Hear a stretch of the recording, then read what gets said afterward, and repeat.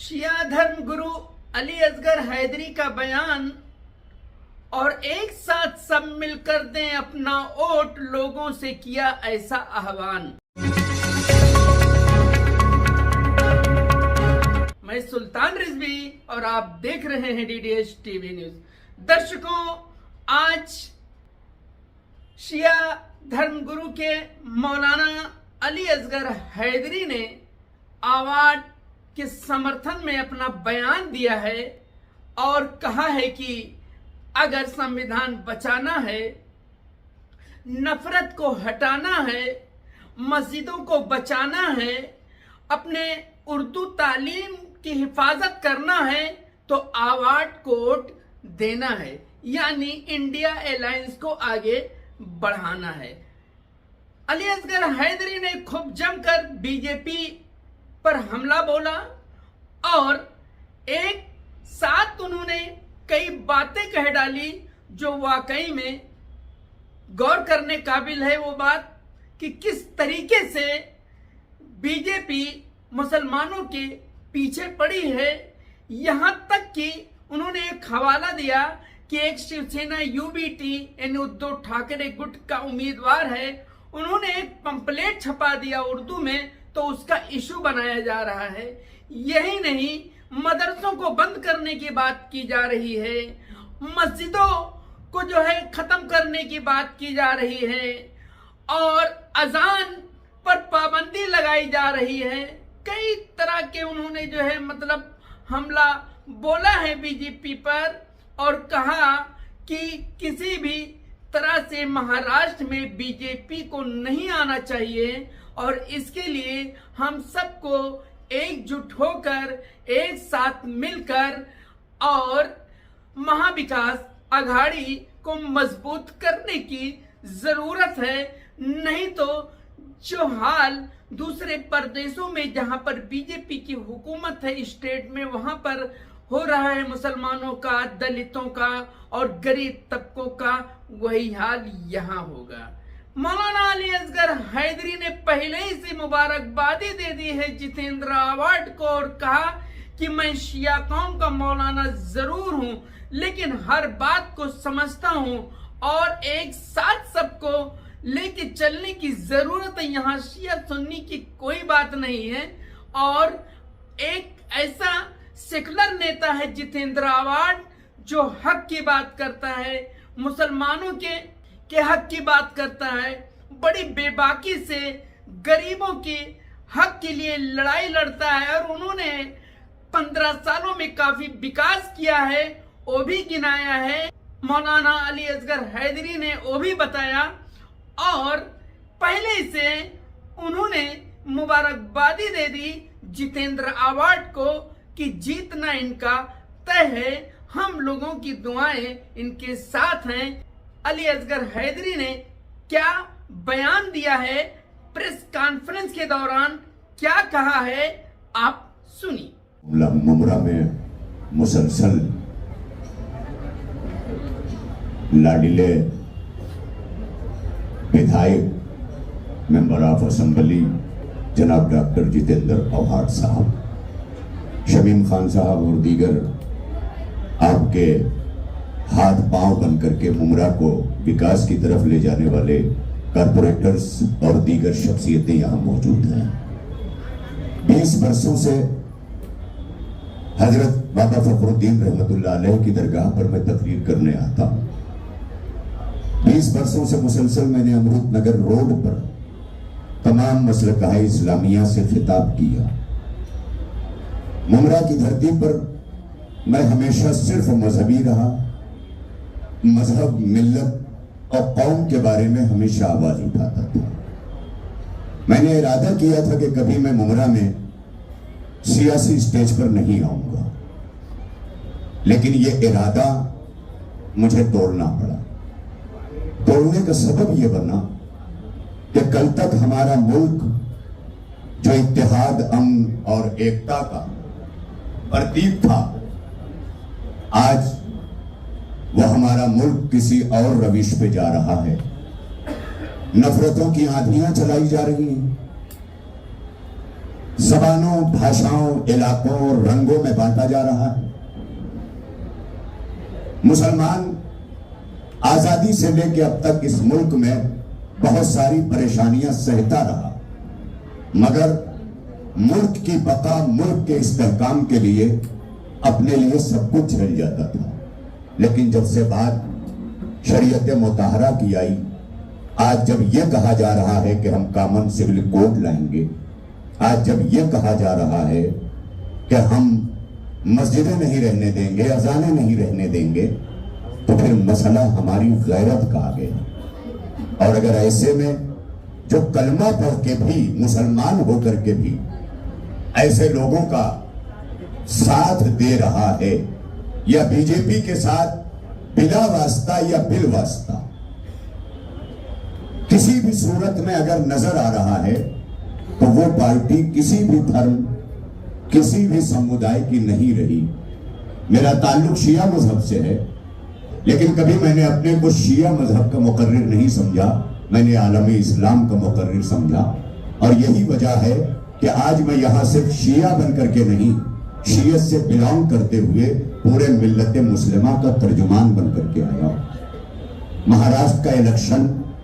इस वक्त, इस घड़ी में सबसे अहम बन गया है। मैं समझता हूं पार्लियामेंट के इलेक्शन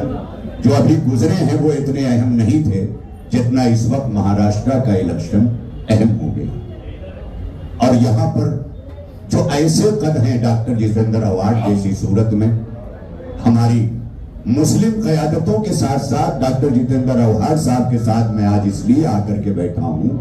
कि डॉक्टर जितेंद्र अवार्ड का ताल्लुक मुस्लिम समुदाय से नहीं है, उसके बावजूद भी मुस्लिम मसाइल से इतना ताल्लुक रहा कि कभी मुमरा के किसी भी मुस्लिम मसले से एक लम्हे के लिए वो गाफिल नजर नहीं आए। और मैंने इस 20 वर्षों की जिंदगी में देखा कि चाहे वो जमीयत उलमा का कौमी यकजहती प्रोग्राम रहा हो, चाहे ऑल इंडिया मुस्लिम प्रेसनल्लाह का दीन बचाओ दस्तूर बचाओ का प्रोग्राम रहा हो, चाहे कुद्स की रैली का प्रोग्राम रहा हो। अभी हमारे एक वकील साहब थे जो यहां टहल कर गए, उन्होंने कहा हमने गजा पर प्रोग्राम दिल्ली में किया। आप दिल्ली में करते हैं, लेकिन जितेंद्र अवार्ड साहब के जेरे सरपरस्ती गजा पे प्रोग्राम मुमरा में भी हुआ, वाई जंक्शन पर, जहां लाखों की तादाद में थे। इन्हें आज अगर मुस्लिम दुश्मन कहा जा रहा है तो मैं पूछना चाहता हूं कि फिर मुस्लिम दोस्त किसे कहते हैं? आपको इसका जवाब देना पड़ेगा। और यहां बैठे हुए मेरे तमाम आदरणीय मीडिया के लोग, इज्जत माब प्रिंट मीडिया और इलेक्ट्रॉनिक मीडिया के लोग, मैं आपसे भी एक बात कहूंगा कि ये हाथों में जो आपने अपने कैमरे उठाए हैं, ये कैमरा नहीं है, बल्कि मुल्क की तामीर का एक असलहा आप उठाए हुए हैं। इसलिए आपसे भी गुजारिश है कि हक का साथ देते हुए एक ऐसे उम्मीदवार की तरफ जिसके जीतने के राह में लोग जीतने के लिए मुमरा नहीं आए हैं, डॉक्टर जितेंद्र अवार्ड को हराने के लिए मुमरा आए हैं। तो मैं उन्हें यह बता देना चाहता हूं कि अगर आप मुमरा से बाहर से चल करके यहां डॉक्टर जितेंद्र अवार्ड को हराने के लिए आए हैं, तो आने वाली 20 तारीख को हम तमाम मसलक के मुसलमान जितेंद्र अवार्ड के साथ खड़े होकर के ये बात बताएंगे कि हम ऐसी हर सांप्रदायिकता को हराने के लिए खड़े हुए हैं। और उस महाराष्ट्र के अंदर सबसे खूबसूरत चेहरा इत्तेहाद का, अमन का, शांति का अगर कोई है तो वो मुमरा की सरजमीन है। आज फिरका परस्त ताकतें सबसे ज्यादा जिससे खौफ महसूस कर रही हैं वो मुमरा की धरती है, क्योंकि मुमरा तमाम एक भारत जिसका सपना गांधी जी ने देखा था, जिसको साकार जवाहरलाल नेहरू ने किया और उनके साथ के लोगों ने किया, उस सपने को सजाए हुए आज डॉक्टर जितेंद्र अवार्ड उसी भारत के निर्माण में लगे हुए हैं। मैं एक और आखिरी बात, मैंने पहले भी कहा, शमीम भाई से भी कहा, और आप सारे पत्रकार जानते हैं कि मैं डंके की चोट पे गुफ्तगू करने वाला हूं। और जाहिर है कि अगर अवार्ड साहब ने अभी ये कहा है कि 2 जगह नाकाबंदी लगाई जाए, पैसे तकसीम हो रहे हैं, तो याद रखिएगा, पैसे लेकर के जो कौमें किसी के साथ खड़ी होती हैं वो पैसों के खत्म हो जाने के बाद बैठ जाती हैं। हम डॉक्टर जितेंद्र अवार्ड के साथ उनकी खिदमतों की बुनियाद पर खड़े हुए हैं। कि जिन्होंने मुमरा को उस विकास की तरफ ले जाके अपने इस 15 बरस के दौर में पहुंचाया कि आपको यकीन करना पड़ेगा कि पहले मैं मुमरा आया करता था तो मालूम हुआ कि 6 घंटे ना आइएगा, यहाँ लाइट मुसलसल नहीं रहती, फला दिन ना आइएगा, आपको वजू करने का पानी नहीं मिलेगा। जो मुमरा पौड़ियों पे जी रहा था, डॉक्टर जितेंद्र औहाड साहब के आने के बाद आज एक रोड का जो मुमरा था, आज MM वैली की तरफ से जो विकास हुआ, उस इलाके को आप देखने जाएं और दूसरे इलाके को, वाई जंक्शन को देखें, रेती बंदर को देखें, ये रोशनियां, ये जगमगाता हुआ शहर जब आप पहाड़ों की बुलंदी से देखते हैं तो आज ये किसी और मुल्क का मंजर पेश करता है। और इसकी इस तामीर में डॉक्टर जितेंद्र औहाड साहब का बहुत बड़ा हाथ है। मैं पूरे मुमरा के जिम्मेदारों से, खासतौर पर उलमाए किराम से, सारे उलमा नहीं आते, लेकिन मैं तमाम पत्रकारों को यह बताना चाहता हूं, मैं कोई सियासी बात नहीं करता, मगर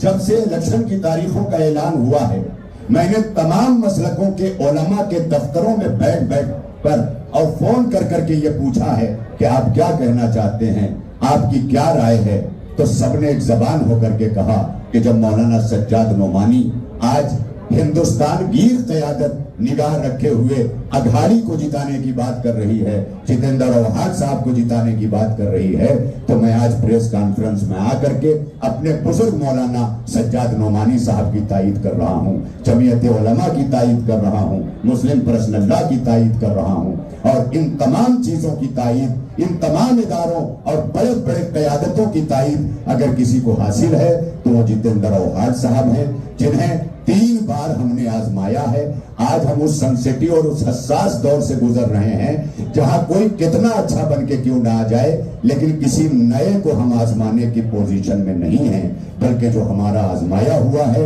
हम उसी को दोबारा रिपीट करेंगे, ताकि मुमरा के अंदर सांप्रदायिकता का नंगा नाच ना हो सके। जो मुख्तलिफ मौकों पर किया गया, वो रैलियां कि जो शहर के बाहर गुजारी जाती थी, जिनका यहाँ कोई काम नहीं होता था, उन्होंने यहाँ रह करके इस तरह की कोशिशें की हैं।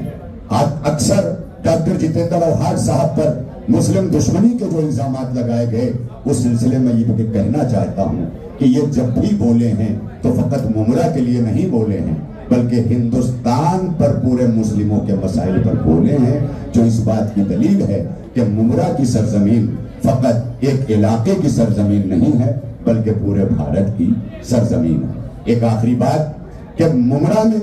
जितने टीचर्स हैं, असातिज़ा हैं, स्कूल्स हैं, मदरसे हैं, आज इन्हें मदरसे भी अच्छे नहीं लगते। आज इनकी साइटों पे जब मैं जाके देखता हूं, इन्हें हमारी भाषा उर्दू, जिसका अभी कल दिन मनाया गया औहाड साहब, ये भाषा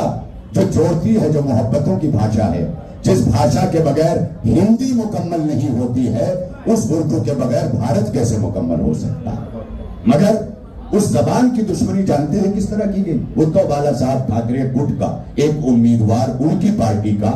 जो महाविकास अघाड़ी का उम्मीदवार है हिंदोशी में, उसने मुसलमानों की अक्सरियत देखकर एक हैंडबिल, एक अपील की हैंडबिल उर्दू में निकाली, तो उसको लेकर के इन फिरका परस्त पार्टियों की साइटों पर जिस तरह से बातें आई हैं कि जैसे उर्दू में हैंडबिल निकाल करके उसने कोई देशद्रोह का काम किया है, इस तरह की भाषाओं का इस्तेमाल हो रहा है। तो याद रखिएगा कि चाहे मदरसे हों, चाहे स्कूल हों, चाहे इदारे हों, मैं हर तरफ के जिम्मेदारों को, उसमें ये मीडिया भी बहुत बड़ी जिम्मेदार है समाज की, याद रखिएगा, अगर आपने समाज को मजबूत करके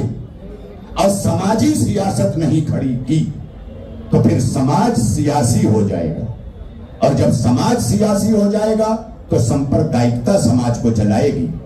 और जब सांप्रदायिकता समाज को चलाएगी तो उसमें नफरतें पैदा होंगी, नफरतों की खेतियां होंगी, नफरतों के फल उगेंगे। और याद रखिए, ये फकत सिर्फ 2024 का इलेक्शन नहीं है, बल्कि मुल्क के मुस्तकबिल और मुल्क के संविधान के मुस्तकबिल का इलेक्शन है। एक तरफ बीजेपी जैसी पार्टी है जो जीतने के लिए किसी भी हद तक जा सकती है। अभी औहाड साहब ने जब कहा ये कि वो कह रहे हैं एक रहो, एक हो जाओ, मैं कहता हूं ये कोई बुरी बात नहीं है, ये तो मैं मुसलमानों से भी कहता हूं एक रहो, हिंदू भाइयों को भी एक रहना चाहिए, आप भी हिंदू भाइयों में से हैं। कुछ लोग यहाँ मुझे कहते हुए मिले, और हाट साहब वहां जाते हैं, कलवा जाते हैं तो हिंदू हो जाते हैं। मैंने कहा हिंदू हो नहीं जाते हैं, वो हिंदू हैं। कलवा में वो हिंदू हैं, लेकिन जब यहाँ आते हैं तो वो मुसलमान नहीं बनते, बल्कि हिंदू रह करके मुसलमानों की तायीद करते हैं, मुसलमानों का विकास करते हैं, मुसलमानों के मसाइल सुनते हैं। और यही उनका सबसे बड़ा उनकी अदा है, यही उनकी खिदमतों का सिला है, जो मुमरा के अवाम को, उलमा को, इदारों को, जिम्मेदारों को ये बताना पड़ेगा कि मुमरा फकत वो नहीं है कि जो रोडों पे बसता है, मुमरा वो है कि जो घरों में बैठकर शरीफ बच्चे पैदा करके आगे बढ़ाता है। और याद रखिएगा कि मैं ये जरूर कहूंगा कि अभी मुल्क के वजीर आजम ने, वो आए हमारे अवहार साहब से कुछ सबक लें, उन्हें चाहिए कि वो सीखें। अभी झारखंड में बाकायदा इस वक्त इलेक्शन वहां भी हो रहा है, महाराष्ट्र का टाला गया, हरियाणा के साथ होना था, टाला इसलिए गया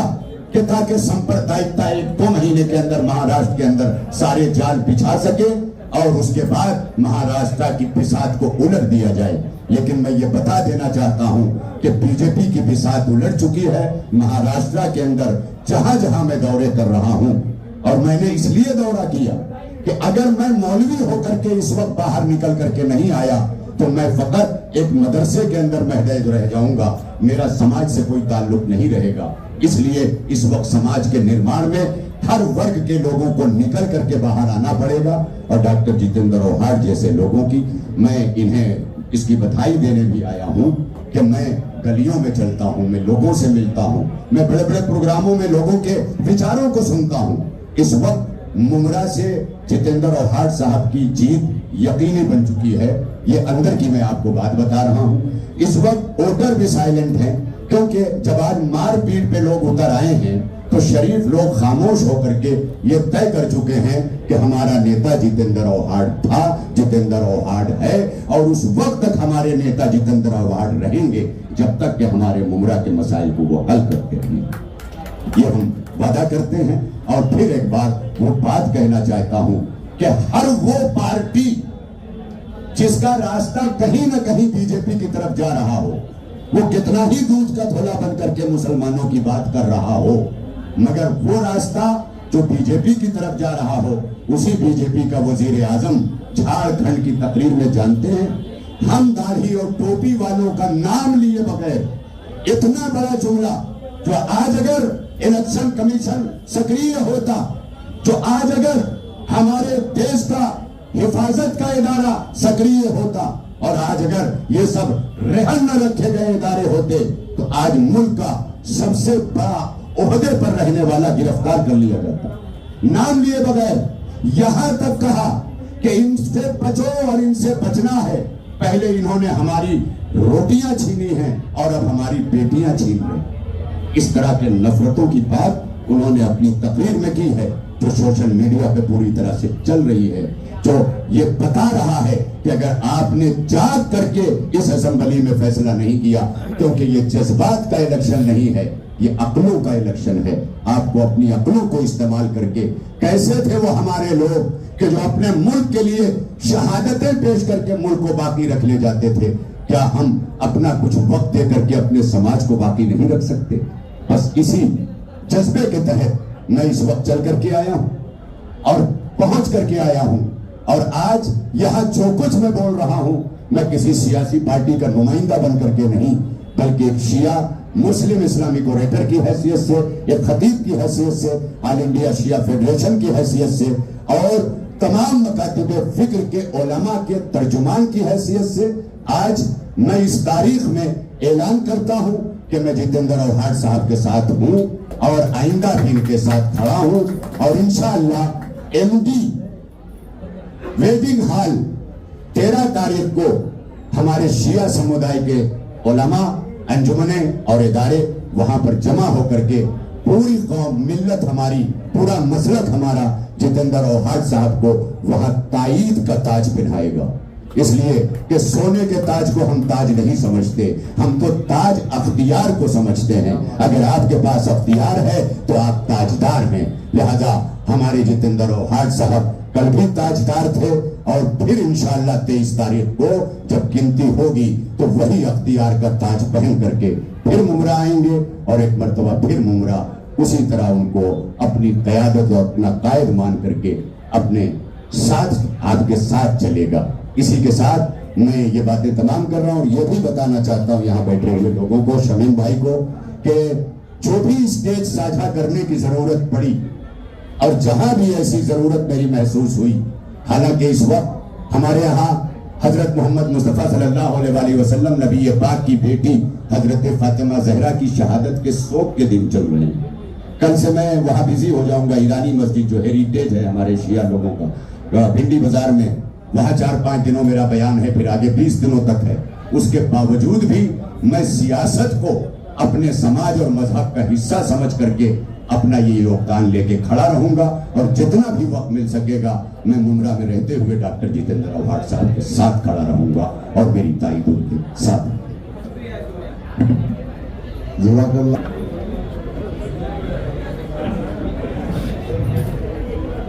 मौलाना साहब का बहुत बहुत हम लोग शुक्रिया अदा करते हैं उनकी मोहब्बतों के लिए, उनकी दुआओं के लिए। हमारे भी